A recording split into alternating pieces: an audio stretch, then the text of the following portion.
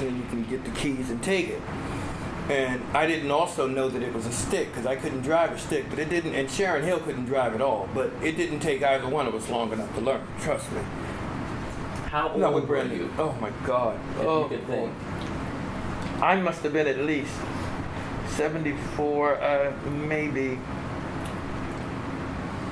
23, maybe. Wow. Somewhere and around you want there. a car at 23, and that's not something that a 23-year-old can go out there and just buy a brand new car like that.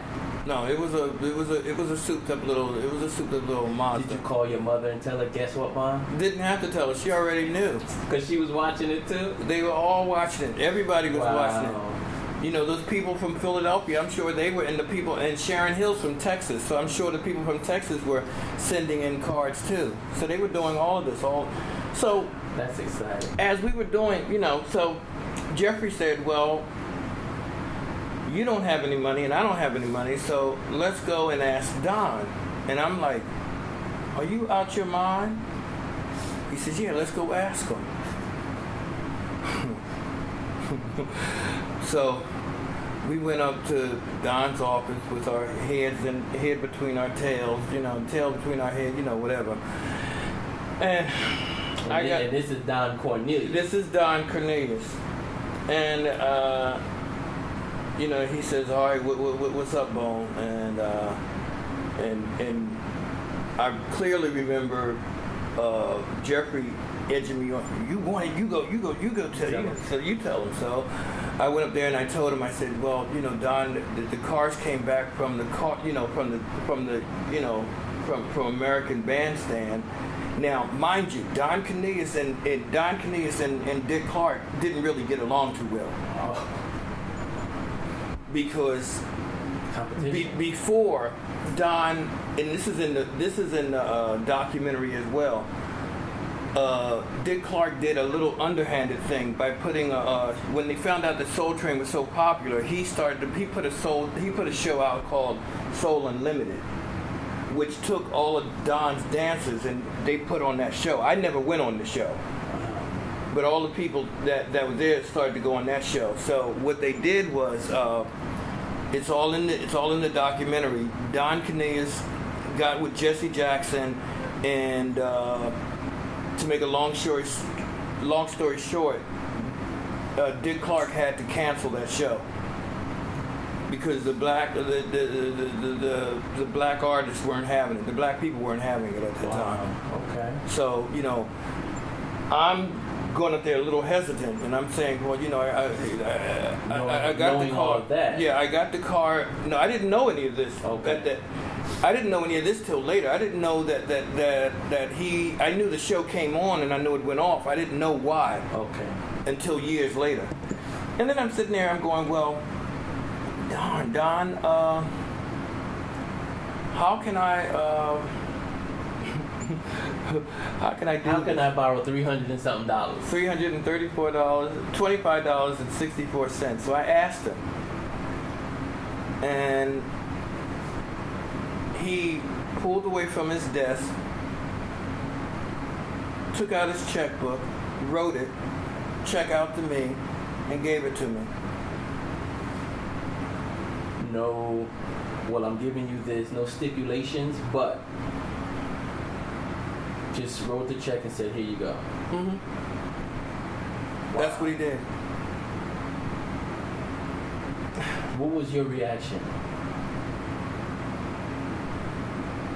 I just wanted to get the car. You had to react, though. I'm just being honest. You had to react. You had to say, thank you. I appreciate this. What was your reaction, Tyrone, when he wrote the check and gave it to you without no stipulations? Tell the world what your reaction was that day in his office. To the best of your memory. I was happy. I just remember going to his bank, which was downstairs, and cashing it and going straight to the Mazda dealer. I don't even know if Jeffrey was with me because I think you blacked out basically. After you got the check, you don't even have any memory of what your reaction was. You just blacked out because all you knew at that point you had to head downstairs. I know that Jeffrey was with me when we went to get the money. and well, when we went to ask for it. But people don't realize that's the kind of man that Don Cornelius was. You know, Don Cornelius was a very giving person. He was a very genuine person. I mean, I miss him to this day. I got the car, and God. You didn't know how to drive it? No, I'd never driven a stick in my life. Wow. Switch up. What's wrong? We're going to switch cameras. What's wrong with that camera? Battery's good. Oh.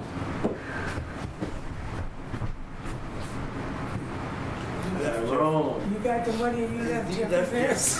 Was that not a good question, Tyrone? Was I not supposed to ask I you what your probably reaction did leave. I probably did leave him. I probably did leave Jeffrey. He's like, I'm gonna get my goddamn car. Because the video light. I know he was. I know Jeffrey was with me when I went up there. Because Jeffrey was the one that said I should go up there. That we should go up there. He would have been with you when you went downstairs too if you didn't leave his ass. He got that money. He ran past Jeffrey and ran past Don so quick, he blacked out. The next thing he knew, his memory is picking up at the car dealer. I don't even know how Sharon got hers. I have no idea.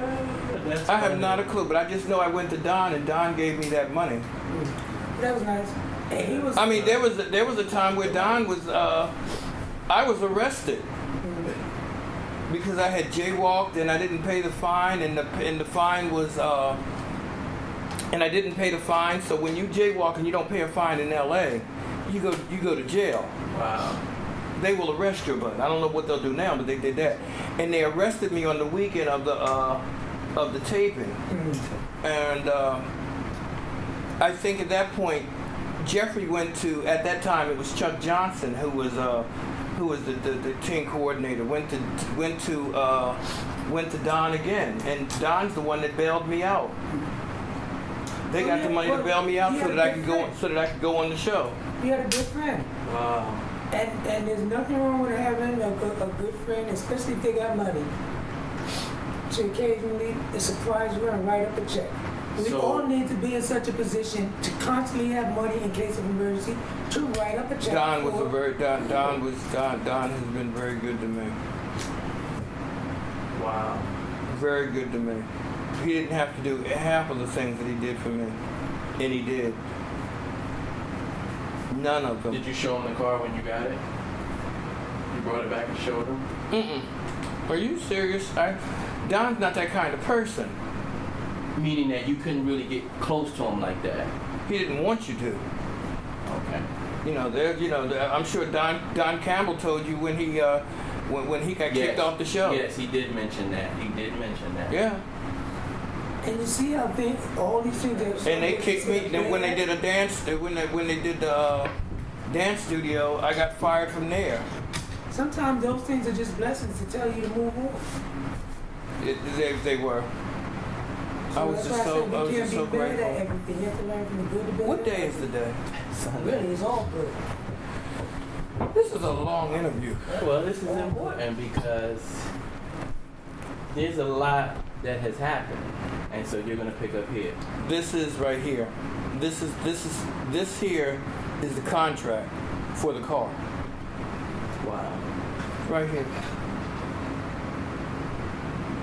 This is my registration, and this is the contract. Read what it says. I told you, everything I say, I back up. Everything. There's not one thing I've said that I cannot back up. Hollywood Mazda. Not one thing. On Hollywood Boulevard. Hollywood Boulevard. Hollywood, California. Over there by Vermont. Very close to Vermont. Tyrone, Proctor. There is a lot of writing on this paper. $325.20. Oh, see, I thought it was 64. This is 20 cents there. You know exact change and everything. Hey, you damn right. This is shit. People don't be giving you this stuff. You have to. Oh God, this is Joe Simon. Oh Lord. Oh, when we went on tour with Joe Simon too. Okay, so you can, finish sharing Okay, where are we at? Whoa. You got your car. You was on American Bandstand. You won that. Now you got your car, and I want you to start telling us about this terminology that we're hearing. This word whacking. Introduce us to the culture of whacking. Okay. Who? Well,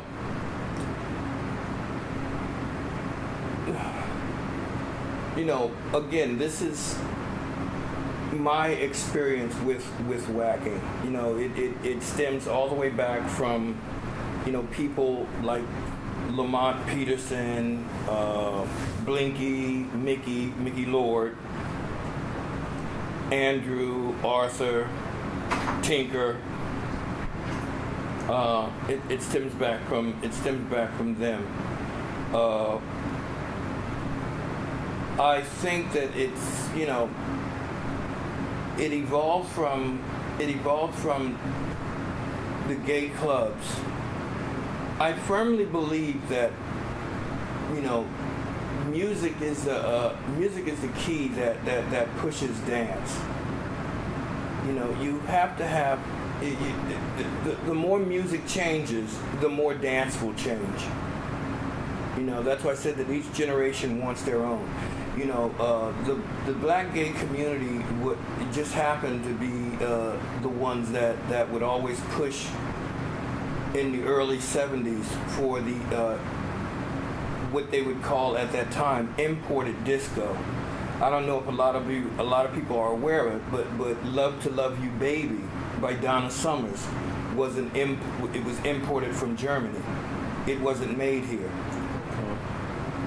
You know, these are and it was the people, it was the Europeans that would always have that black church going sounding kind of people and put that over their tracks, and they would elongate them. I believe that all of this, I believe that it all happened through Shaft. I think Shaft was groundbreaking when Isaac Hayes did that, because I clearly remember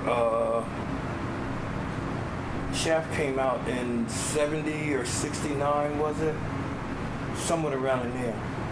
When it came out, it just stopped everything. People were requesting it all day long. People were doing all kinds of routines and dances to it, you know, because it gave the impression that it was a lot longer than what it was. Even though I think it was 4 minutes long, you would think that it would be a lot longer. And I think that has a lot to do with the way disco is being played now, or disco is being done now, because all of disco came, I believe, if I'm not mistaken, it came from the heart of it all came from overseas. And the people that embraced it, the first group of people that embraced it were gay, black, and Spanish people. Oh, okay. They embraced it because they weren't playing disco in any other place but there. And through disco, you would have things like Papa was a Rolling Stone, because they started to extend stuff.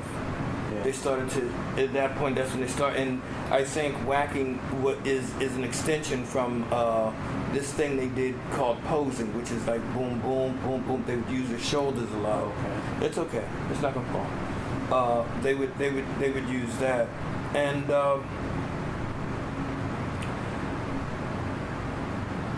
the term whacking came from when, again, I was with Jeffrey, and I think, if I'm not mistaken, we were in the Maverick Flat parking lot, and I was trying to explain to people how to do the dance, and I said, you have to kind of throw your arm, you have to whack your arm out. And Jeffrey said, yeah, that sounds good, but let's not use 1A, let's use 2A, because 1A, it has its own definition, and whacking is two. It would, if you use 2A's, then it means something completely different. So that's where the terminology comes in. Hold on. What? Are you saying that you coined the term whacking? Yeah. And Jeffrey Daniels was there to witness that. Yeah, But before that, they didn't have a you name. didn't hear No, the name of the dance was called punking. punking. Okay.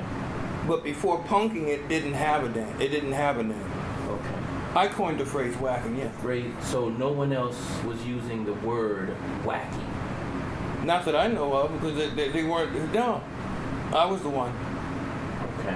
Whack, clearly. And the way I remember that is that Jeffrey had came here maybe 6-7 months ago,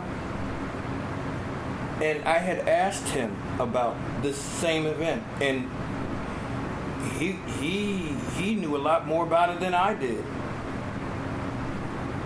You know, because if you don't know something, and this is like a 40-year-old dance. The other thing about whacking is whacking is the only dance that has had whacking/punking is the only dance that has had a resurgence like this. There has never been another dance out here that has had this much of a resurgence ever. It's the only one. And whacking also rejuvenated voguing. You know what I'm saying? It rejuvenated the dance voguing. Because they all wanted to learn how to whack, and then when they started to find out about voguing, then voguing. But voguing has always been, it's always been an underground thing. They've always done it. Whacking was at one point it was abandoned by the gay community, and it was several people that were locking. You know, they took it, and my group, Breed of Motion, we also held on to it as well. To bridge it to this, and Brian Green had a lot to do with it as well, from what I can understand. So let me just ask you this. So your Soul Train background was just a free-flowing dance of that generation. And then you brought the whacking into it, or the whacking came after Soul Train? How do you connect whacking is a part of it. It's what we all did on Soul Train was we did variations of different party dances, and most of the dances that were done on there, from what I can remember and from what I can see, were, you know, outside of popping and ticking and locking and doing the robot and things like that. They generally stemmed from the gay community. You know, because they generally brought them on. I never created whacking. I was never the best person at it, but I know what it looks. I know what it. When I see it, I know what it looks like, and I can do my fair share of it not sick, but as my leg or my hip gets better, I can hopefully do more things with it. Whacking it came from what I remember, it came from Lamonte, Blinky, Mickey. These are the people that I remember when they first did it. Okay. Now, you know, I've also remember seeing posing being done at the Paradise Ballroom, which was, again, when I first got there, there was they were doing posing, which was boom boom, and I think whacking evolved from that. You know, I can't tell you who did what and what date because I can't remember. That's why I use the word evolve. Okay. You know, so you may hear different variations of this. Of how whacking came, and all that I can tell you is that each variation is true because each person lives their own life through this dance, and I can only give you my history of it. You know, but that's where the whack. That's when I first saw whacking, was when Mickey was doing all of this with his arms, and Lamont Peterson was such a great source, and there was Sandra Jefferson, who happened to be his partner, who danced as well. And there was Connie Blakino, who was his partner as well. I think Connie and him came in third place on the Soul Train dance. They had a dance contest, and Connie and Lamonte came in third place. Lamonte was a genius when it came to dancing. Genius, absolute genius. I noticed, excuse me, with the whacking, I saw you giving someone some instructions one day. And can you, for those that are not familiar with the actual movement of whacking, I heard you telling someone that, and you were helping even me to understand that it's an interpretation of the music. Does that mean that it has a theatrical element to the actual expression of movement? Not only does it have a theatrical, it has an emotional. I tell people all that whacking is that you have to make people visually see what they hear through your body. So if the beats are going ba-boom, ba-boom, ba-boom, then your body, some parts of your body should be going at that same ba-boom, ba-boom, ba-boom. You know what I'm saying? It's a very emotional thing because it emotes.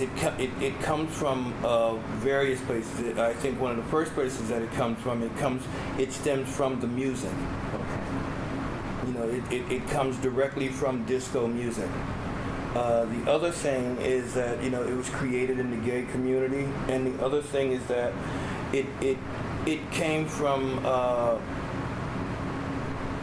those who whack. Some that whack would also watch old 50s movies, and they would get. I know Andrew would be one that would watch look at the black and whites of some of the old starlets like Greta Garbo and Rita Hayworth and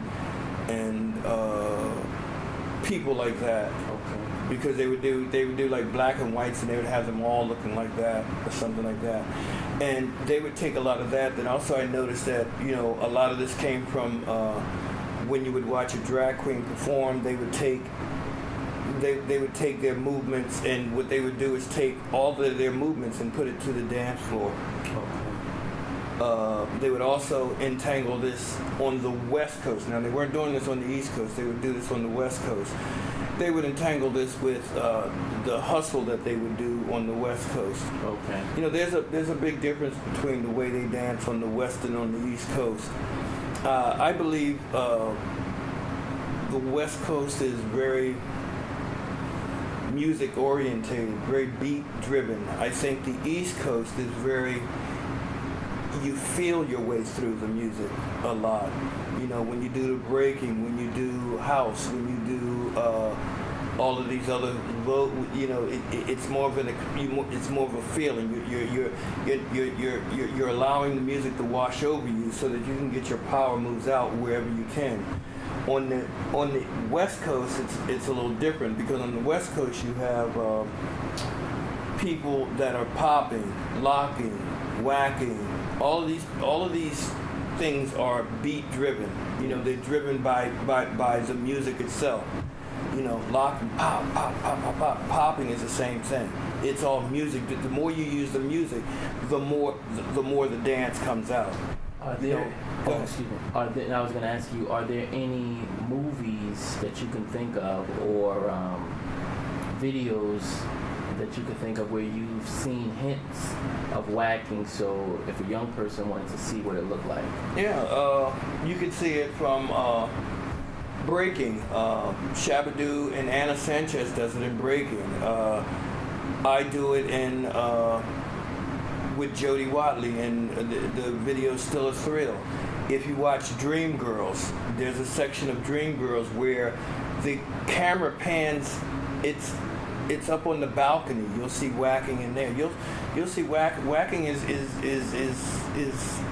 it's crawling its way through here. Okay. You know, it's getting through. There's probably other places where you could see it. I just can't think of it offhand. Okay. But those are some of the places. Okay, very good. So tell us some of your accomplishments that you've done, that you've achieved in terms of your tours, any kind of recognition that you've gotten from others. And this is just important because we want to just help the next generation understand some of the things that you've accomplished. We know you won the car on America's Bandstand, but tell us, some of the places. It looks like just from your setup here that you've been invited overseas and been given numerous awards. So tell us a little bit about that, just so we can have an understanding how other cultures have accepted the art forms here in the States. Well, first let me tell you that what we're doing has never been done before.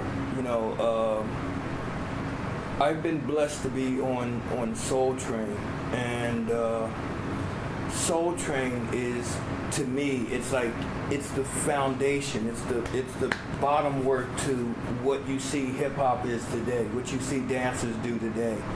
Because what we do on Soul Train, they're still doing to this day. And I'm even honored to even be put in a circle with Demeter, Pat, the Lockers, Something Special, the Outrageous Whack Dancers, so on. These are groups that came out of the show, that came from the show. And to be given awards for something that you did when you were 20 and 19 and you thought was actually throwaway, and you find, the next generation wants to understand and know more about it. It's humbling. It's mind-setting. I would have never have known through the accomplishments that I made that I would be recognized and known for this one little dance that I myself, I don't think I do well, and I give all credits to the people that are not here anymore.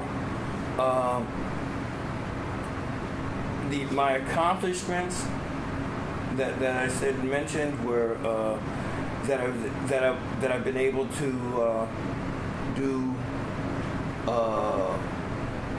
choreographed music videos when there were very few street dancers being able to do that. Being able to choreograph live shows for major artists. It's, and to be recognized for the work that I did on Soul Train, even though you think, and it took them a while for me to start teaching this dance, because I didn't really want to do it in the beginning. It took me a while, Brian Green, Shakalak, it took me a while, because they were talking to me for a while, and I said I wasn't going to do it, but eventually I started, and I'm glad that I'm at least a part of have something to do with the resurgence of the dance. Tell us how that got to tell us how that you being a part of the resurgence, how important that is, and so much so to where they're calling you from overseas to want to, get the history and the foundation of whacking and bring you in. How did that happen? Well, that was easy because in the 80s, in the gay community, the disease AIDS wiped out a lot of people. And a lot of the people that should be here talking now, they're not. So I always look at myself as a voice for them, for the Andrews, for the Arthurs, for the Michelangelos, for the Tinkers, for the Blinkies, for the Mickeys, for the Lamontes, for all of these people, because I think that it's extremely important that these people understand and know what their worth and what their value was in terms of dance.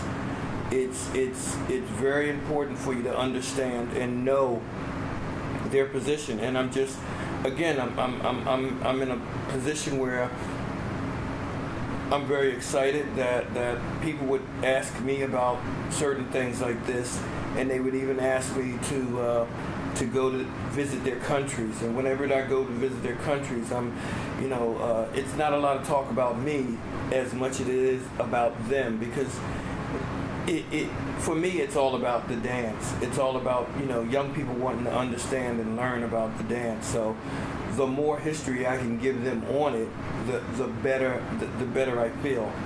I just left the Czech Republic, and I had a wonderful time there. I was supposed to do a 1.5 hour class, and I wound up doing 3 hours. Because we were having so much fun in the class. I didn't want to leave them because they had so many questions, and I had the answers. If I didn't have the answers, I knew where I could direct them into where they could get the answers to. This is a whole brand new thing. I am elated that the new generation wants to know something about the last generation, about what they did with dance. It says a lot. Most dancers my age will often tell you that when we were young, that we were not permitted to be in dance studios. Most of them will tell you that, and that's the truth. We learned what we did in the street, in the clubs, or in somebody's house. That's how we learned to accomplish what we learned to accomplish. With whacking, you have to. I've always said this: if you don't understand the music, you will never understand the dance. It's extremely important. Extremely important. Who said this? Someone said a long time ago that music was like gas. Gasoline, and dance is like a car. You can have a really nice car, but unless you put the gasoline in the car is not going anywhere. You know what I'm saying? Yes. This is what I'm saying. I would encourage young people that. It's funny that you should bring that up. Just hold your thought for a second. It's funny that you should bring that up, because I wanted to put your words to future generations in context, and I wanted to bring it to the point where you talk about what you want your legacy to be, and if you were talking to a classroom filled with elementary school children that don't know anything about you, you speak to them about what you want your legacy to be and what they can take away from your legacy to inspire them for the future. In closing. I'm sorry. What I'd like for them to know is this, and this is key. If you do not take care of your body when you're young, how do you think your body is going to take care of you when you get old? In other words, the sex, the drugs, the drinking, all of this other stuff, the more you put in your system, how do you expect your body to take care of you when you get older? And also that should tell you about how much you care and love about yourself. Because if you love yourself and care about yourself, you wouldn't do that. The other thing that I would say is don't let nobody stop you. Don't let nobody say you can't do this. Always surround yourself with people that are on your side, that are positive. Stay away from the negative. I will be 60 years old next year, and I have never drank anything in my life, no alcohol at all. I've never done drugs. I don't even smoke cigarettes. So for young people, this can be done. And people ask me, they've always asked me, well, Tyrone, why don't you drink? And I tell them, I said, well, if you give me a reason to drink and smoke, I'd be the first one. But see, God gave me what he gave me. And if I can't do what I can do with this, then what's the need? You know what I'm saying? Those are some of the things that I would say. And my last thing that I would tell people is, again, when it comes to dance, if you do not understand the music, you will never understand the dance. Thank you. Thank you.